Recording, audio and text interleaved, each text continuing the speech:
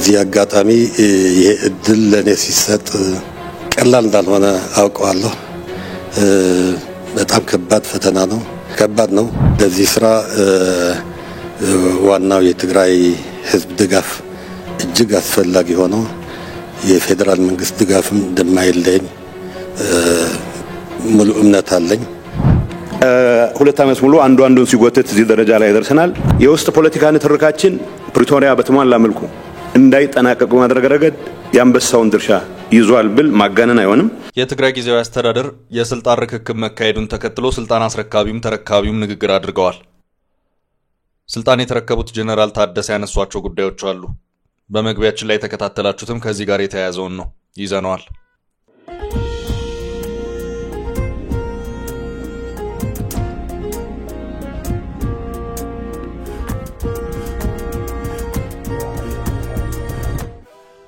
ሰላም ጤና ይስጥልኝ ውድ የፈታ ዴሊ ተከታታዮቻችን፣ ከሁሉ አስቀድመን አክብሮታዊ ሰላምታችን ይድረሳችሁ ብለናል።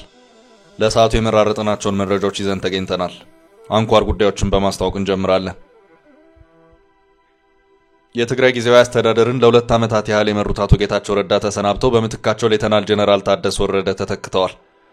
ስልጣን ያስረከቡትም ስልጣኑን የተረከቡትም በዚሁ ዙሪያ ንግግር አድርገዋል። ሌተናል ጀነራል ታደሰ ወረደ ፈታኝ ጉዳዮች የሚጠብቋቸው መሆኑን ደጋግመው አስታውቀዋል። አቶ ጌታቸውም ያሉት ነገር አለ። በሁለቱም አቅጣጫዎች ያሉትን መረጃዎች አካተናል። በመጨረሻም ቻይናና ትራምፕ ተፋጠዋል። የጥቂት ሰዓታት የጊዜ ገደብ ተሰጥቷል። ሰዓቱ እየፈጠነ ነው። ዘገባዎች በስፋት እየወጡ ነው። የንግድ ጦርነቱ ወደ ሌላ ምዕራፍ ተሸጋግሯል። ጥንቅራችን ከያዛቸው የዕለቱ መረጃዎች መካከል ነው። የጅጅጋ ዩኒቨርሲቲ ተመራቂ ተማሪዎች ፈተና አልፈው ጊዜያዊ ዲግሪ ወረቀት ቴምፖ እየተጠባበቁ ባሉበት ወቅት ቴምፖ ተከልክለው በድጋሚ ትፈተናላችሁ በመባላቸው ከፍተኛ ቅሬታ ተፈጥሯል። ቅሬታ በማቅረብ ላይ የነበሩ ተማሪዎች በፖሊስ እንዲበተኑ መደረጉን፣ የተደበደቡም እንዳሉ ዘገባዎች አመልክተዋል። ዘገባውን ወደ እናንተ እናደርሳለን። በግዳጅ የተመለመሉ ኢትዮጵያውያን የአይኤስአይኤስ ተዋጊዎች እጅ ሰጡ ሲል የሶማሊያዊ ዜና ወኪል ሂራን አስነብቧል። ተዋጊዎቹ በአንድ ተራራ ላይ እጅ ሰጥተዋል ያለው ዘገባው ከሽብር ቡድኑ ማምለጣቸውንና ለጸጥታ አካላት እጅ መስጠት እንደሚፈልጉ መናገራቸውን ገልጿል። አጠር ያለ መረጃ እናደርሳለን። ሳውዲ አረቢያ ኢትዮጵያን ጨምሮ ከ10 በላይ ሀገራት ላይ የቪዛ ጊዜያዊ እገዳ መጣሏ ተሰምቷል። ዝርዝሩን ከጥንቅራችን ይሰሙታል። እስከ ፍጻሜው አብራችሁን ቆዩ። የምንለቃቸው ለታይ ትኩስ ዜናዎች እንዲደርሷችሁ ላይክ፣ ሼር፣ ሰብስክራይብ ማድረግ እንዳትረሱ።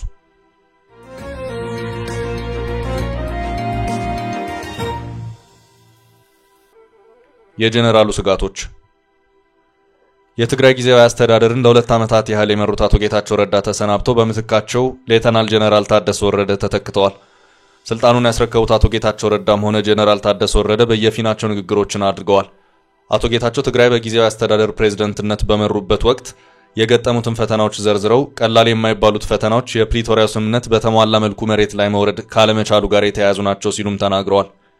ስልጣኑን የተረከቡት ሌተናል ጀነራል ታደሰ ወረደ የተረከቡት ስልጣን ከሚጠብቁ ስራዎች አንጻር ከባድ መሆናቸውንም ደግሞና ደጋግሞ በአጽንኦት ሲናገሩ ተደምጠዋል። በዚህም አሉ ያሏቸውን ስጋቶች በመጠቆም በእነዚሁ ችግሮች ውስጥም እድል አለ ሲሉ አክለዋል። አቶ ጌታቸው በዚህ ማብራሪያቸውም ከሁለት ዓመት በፊት የጊዜያዊ አስተዳደሩ በሚመሰረትበት ወቅት የፕሪቶሪያን ስምምነት በተሟላ መልኩ ተግባራዊ ለማድረግ የገባናቸው ቃሎች አሉ።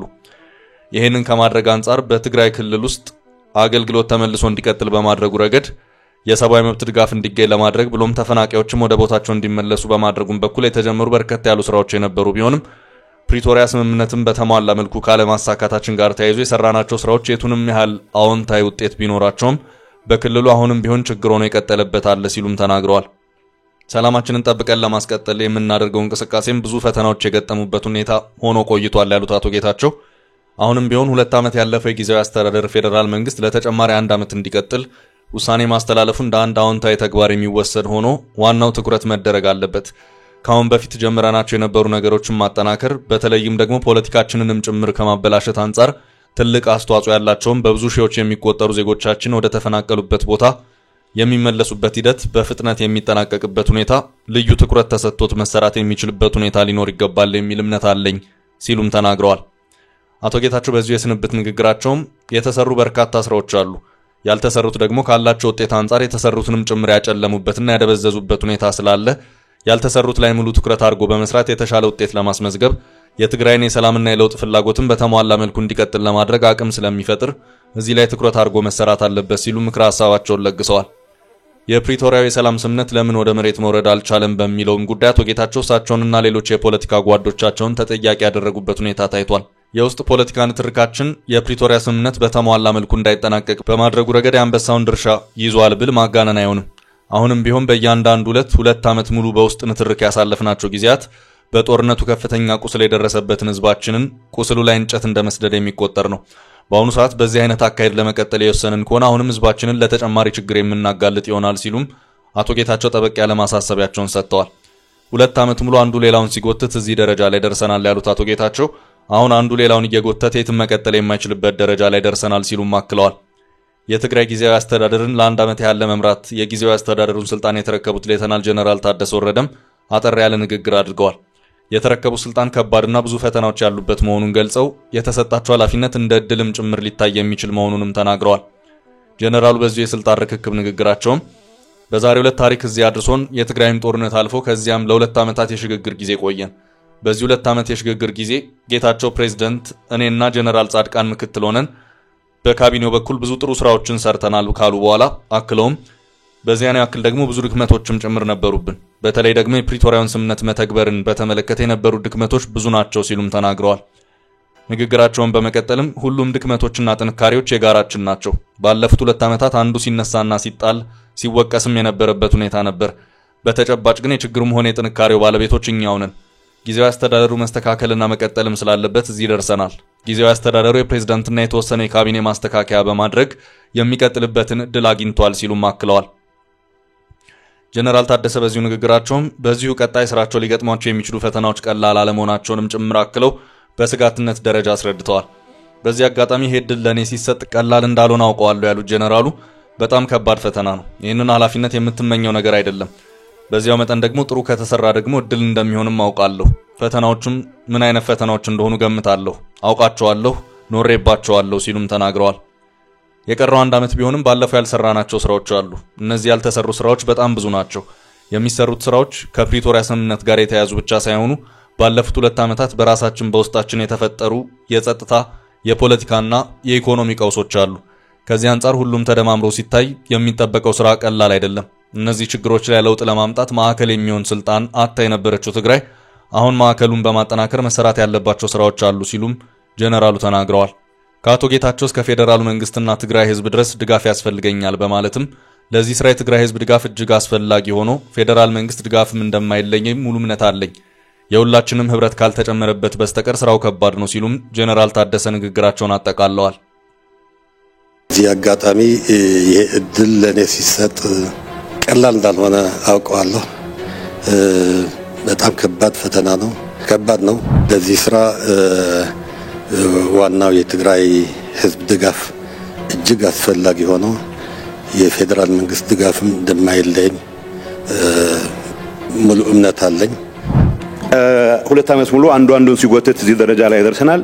የውስጥ ፖለቲካ ንትርካችን ፕሪቶሪያ በተሟላ መልኩ እንዳይጠናቀቅ በማድረግ ረገድ የአንበሳውን ድርሻ ይዟል ብል ማጋነን አይሆንም።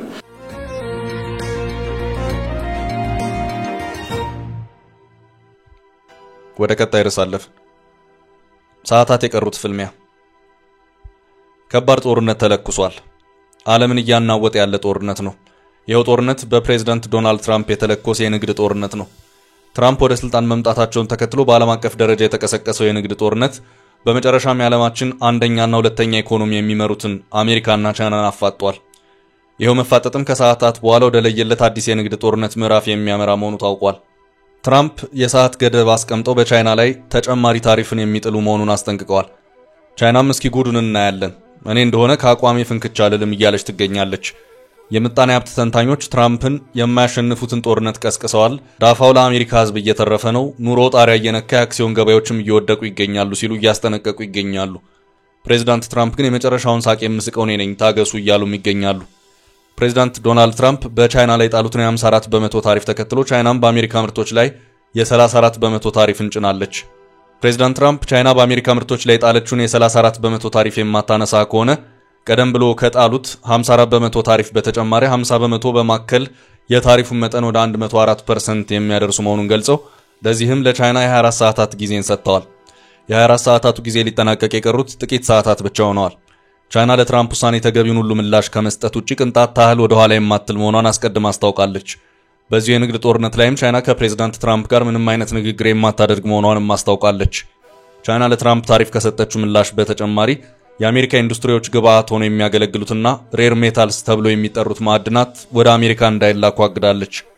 አሁን ባለው ሁኔታ የትራምፕን ታሪፍ ተከትሎም በአሜሪካ የቻይና ምርቶች በከፍተኛ ደረጃ የተወደዱ ሲሆን ቻይና በአሜሪካ ገበያ ውስጥ ካላት ሰፊ ድርሻ አንጻር በአሜሪካ ገበያ ውስጥ ግሽበት ይፈጠራል የሚለውን ስጋት እውን እያደረገው ይገኛል። ኑሮ ለአሜሪካውያን መወደድ ለትራምፕ አስተዳደር ከባድ አጣብቅኝ ነው። አሁን የተቀሰቀሰውን የንግድ ጦርነት ተከትሎ በሸቀጦች ላይ ከፍተኛ ዋጋ ንረትን እያስተናገዱ ያሉት አሜሪካውያን የፕሬዝዳንት ትራምፕን አካሄድ በመቃወም ባለፈው እሁድ በበርካታ ከተሞች ሰልፎችን ያካሄዱ መሆኑ አይዘነጋም። አሁን ነገሮች እየተካረሩ ሄደው በመጨረሻም ትራምፕ ለለኮሱት የንግድ ጦርነት ፈጽሞ አልንበረከክም፣ በማናቸውም አስፈላጊ ሁኔታዎች እስከ መጨረሻው ገፋበታለሁ ያለችውን ቻይናና ትራምፕን አገናኝቷል። ትራምፕ ያፈገፍጋሉ ወይስ ቻይና የሚለው ጉዳይ የወቅቱ መነጋገሪያ ሆኗል። ከአሻንጉሊቶች እስከ ኤሌክትሮኒክሶች፣ ከበርካታ የቴክኖሎጂ ምርቶች እስከ አልባሳት ድረስ በቻይና ምርቶች ተቀባይነት ጥገኛ የሆነችው አሜሪካ በዚህ የንግድ ጦርነት ፍልሚያ እንዴት ትወጣዋለች የሚለው ጉዳይ ጥያቄ ሆኗል። በተመሳሳይ መልኩ ከአሜሪካ ኤክስፖርት ገበያ በዓመት በ100 ቢሊዮን ዶላሮች የምታፍሰው ቻይናም ብትሆን በዚህ የንግድ ጦርነት የኢኮኖሚ ጣፈንታዋ ምን ሊሆን ይችላል የሚለውም ማነጋገሩን እንደቀጠለ ነው።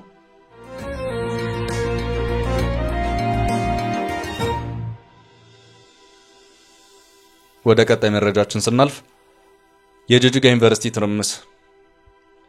የጅጅጋ ዩኒቨርሲቲ ተመራቂ ተማሪዎች ፈተና አልፈው ጊዜያዊ ዲግሪ ወረቀት ቴምፖ እየተጠባበቁ ባሉበት ወቅት ቴምፖ ተከልክለው በድጋሚ ትፈተናላችሁ በመባላቸው ከፍተኛ ቅሬታ ፈጥሯል። ቅሬታ በማቅረብ ላይ የነበሩ ተማሪዎች በፖሊስ እንዲበተኑ መደረጉን፣ የተደበደቡም እንዳሉ ዘገባዎች አመልክተዋል።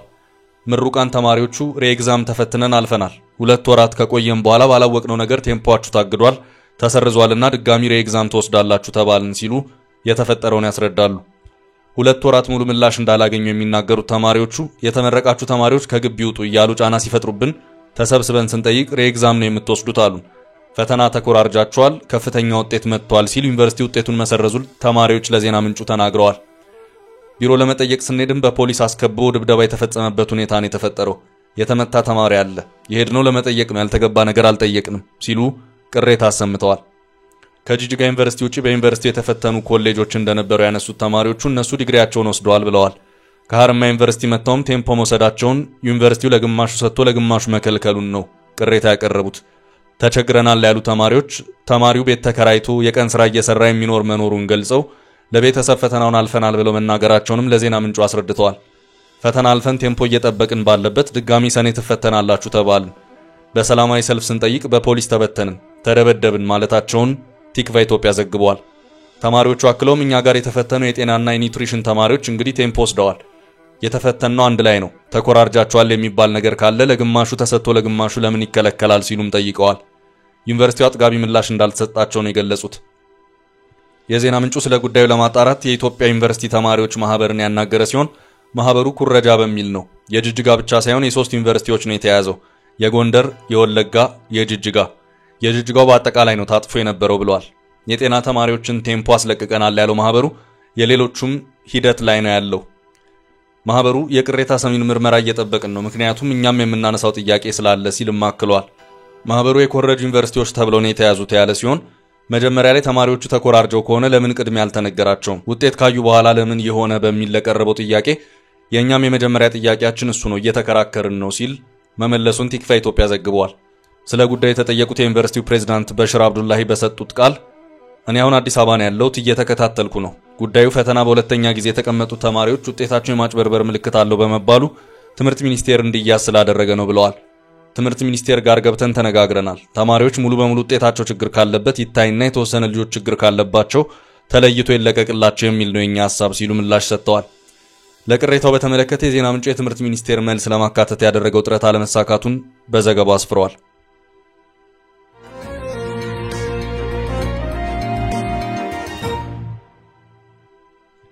ወደ ቀጣይ መረጃ ተሻገር።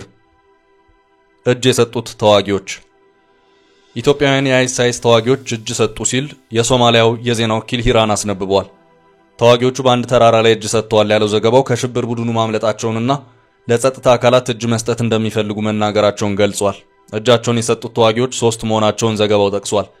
3 ኢትዮጵያውያን የአይኤስአይኤስ ተዋጊዎች ለፑንትላንድ ኃይሎች እጃቸውን መስጠታቸውን የተገለጸው እንደ ሶማሊያው የዜና ወኪል ዘገባ የአሸባሪው አይኤስ አባል የሆኑት እነዚህ ኢትዮጵያውያን በአልሚስካት ተራራ ላይ እጅ መስጠታቸውን የፑንትላንድ ባለስልጣናት ማረጋገጫ ሰጥተውበታል ተብሏል። ተዋጊዎቹ በተራራው ላይ ወደሚገኙት ነዋሪዎች መንደር ሄደው ከድርጅቱ ማምለጣቸውንና ለጸጥታ አካላት እጅ መስጠት እንደሚፈልጉ መናገራቸው ተገልጿል። የፑንትላንድ አልሚስካት ተራራ ግብረ ኃይል አዛዥ የሆኑት ጀነራል መሐመድ አህመድ እንደገለጹት እጃቸውን የሰጡት ኢትዮጵያውያን በግዳጅ የአይኤስ ተዋጊ እንዲሆኑ መመልመላቸውን የተናገሩ ሲሆን ከወታደራዊ ካምፕ ውስጥ አምልጠው መውጣታቸውን አስረድተዋል። 3ቱ ሰዎች አሁን ወደ ቦሳሶ ተወስደው ተጨማሪ ምርመራ እየተደረገባቸው መሆኑንም ገልጸዋል።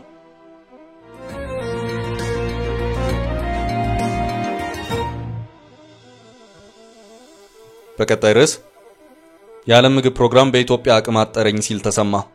228 ሚሊዮን የአሜሪካ ዶላር በአስቸኳይ ያስፈልጋል። የተባበሩት መንግስታት የዓለም ምግብ ፕሮግራም WFP በኢትዮጵያ ለሚያደርገው የሰብአዊ እርዳታ አቅርቦት በአስቸኳይ 228 ሚሊዮን የአሜሪካ ዶላር የገንዘብ እጥረት እንዳጋጠመው ይፋ አደረገ። ይህ የገንዘብ እጥረት ከመጋቢት እስከ ነሐሴ 2017 ዓ.ም ያለውን ጊዜ የሚሸፍን ሲሆን ቀድሞውንም የምግብ እርዳታ እየተቀነሰ ባለበት ወቅት ላይ ከፋ ችግር ሊያስከትል እንደሚችል አስጠንቅቋል። ድርጅቱ ባወጣው ሪፖርት እንዳመለከተው በከፍተኛ የገንዘብ እጥረት ምክንያት የእርዳታ ምግቡን ወደ 65% ዝቅ ለማድረግ ተገዷል። ከዚህም በላይ ለተመጣጠነ ምግብና ለስደተኞች የሚሰጠው እርዳታ አቅርቦት መስመር ሊቋረጥ መቃረቡ በአሁኑ ወቅት ባለው ሰብአዊ ቀውስ ላይ ከፍተኛ ጫና እየፈጠረ መሆኑን አስረድቷል። በተጨማሪም በክልሉ ያለው የጸጥታ ሁኔታ እየተባባሰ መምጣቱ የእርዳታ አቅርቦቱን እያስተጓጎለ ነው። በተለይም በአማራና በኦሮሚያ ክልሎች የታጠቁ ኃይሎች የሚነሱ ግጭቶች፣ በአጃቢዎች ላይ የሚደርሱ ጥቃቶችና አፈናዎች እየጨመሩ መምጣቱን አስታውቋል። በሌላ በኩል በትግራይ ያለው ውጥረት እንዲሁም ከኤርትራ ጋር ያለው ሁኔታ እየተካረረ መምጣቱና በሶማሌ ክልል ደግሞ በርካታ የአልሸባብና የአይሲስ ታጣቂዎች ተጠርጥረው መታሰራቸው ቀጣይነት ያለው የጸጥታ ችግርና የሽብርተኝነት ስጋት መኖሩን በሪፖርቱ ገልጿል። የዓለም ምግብ ፕሮግራም ይህን አስቸኳይ ገንዘብ እጥረት ለመቅረፍና በችግር ላይ ያሉ ዜጎችን ለመርዳት ዓለም አቀፍ ለጋሽ አካላት ፈጣን ምላሽ እንዲሰጡ ጥሪ አቅርበዋል።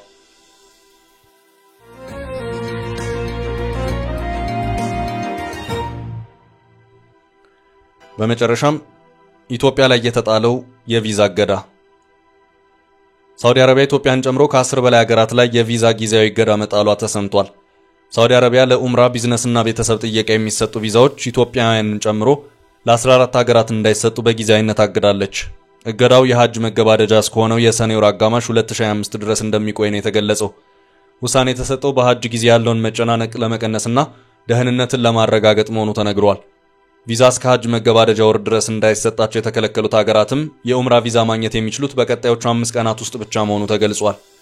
ቪዛ እንዳይሰጣቸው የተከለከሉት ሀገራትም ኢትዮጵያ፣ አልጄሪያ፣ ባንግላዴሽ፣ ግብጽ፣ ኢንዶኔዥያ፣ ህንድ፣ ኢራቅ፣ ጆርዳን፣ ሞሮኮ፣ ናይጄሪያ፣ ፓኪስታን፣ ሱዳን፣ ቱኒዚያና የመን ናቸው።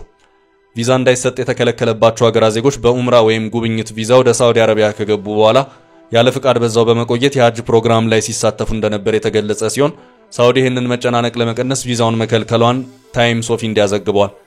በ2024 በሐጅ ወቅት በተፈጠረው መጨናነቅና ከፍተኛ ሙቀት 1200 ሰዎች መሞታቸው የሚታወስ ሲሆን ሳውዲ ያለ ፍቃድ ሐጅ ሲፈጽሙ የሚገኙ ሰዎችን ለ5 ዓመታት ወደ ሳውዲ አረቢያ እንዳይገቡ እንደሚከለክሉ ተናግረዋል።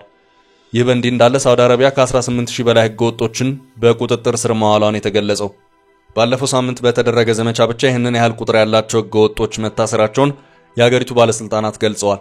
ከታሰሩት ውስጥ 13000 ያህሉ የመኖሪያ ፍቃድ ህግን ተላልፈው መገኘታቸውን የተገለጸው እንዲሁም 3000 የሚሆኑት ደግሞ በህገወጥ መንገድ የሳውዲ አረቢያን ድንበር ለማለፍ ሲሞክሩ መያዛቸው የተገለጸ ሲሆን 2000 የሚሆኑት ደግሞ ከስራ ጋር በተያያዘ ህግን መተላለፋቸውን አስረድቷል።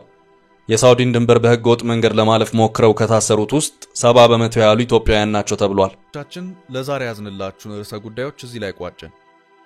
ላይክ፣ ሼር እና ኮሜንት በማድረግ ለቻናላችን ድጋፋችሁን መግለጽ እንዳትዘነጉ እያልን ከሌሎች መረጃዎች ጋር ደግመን እስክንገናኝ ቸር ያሰማን ስንል ተሰናበትን።